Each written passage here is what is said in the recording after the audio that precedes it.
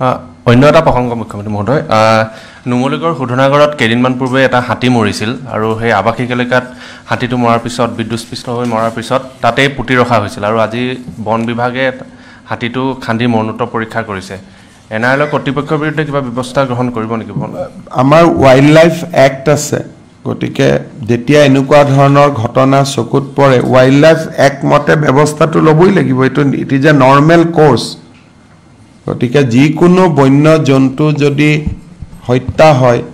তেতিয়ালে তাৰ সেকশন আছে ৱাইল্ড লাইফ এক্টত গতিকে সেকশন মতে ডিপাৰ্টমেন্ট এটো কাম কৰিবই আমাৰ ৱাইল্ড লাইফ এক্ট আছে গতিকে যেতিয়া এনেকুৱা ধৰণৰ ঘটনা চকুত পৰে ৱাইল্ড লাইফ এক্ট মতে ব্যৱস্থাটো ল'বই লাগিব এইটো it is a normal course গতিকে যিকোনো বন্য জন্তু যদি হত্যা হয় তেতিয়ালে তাৰ সেকশন আছে ৱাইল্ড লাইফ এক্টত গতিকে সেকশন মতে ডিপাৰ্টমেন্ট এটো কাম কৰিবই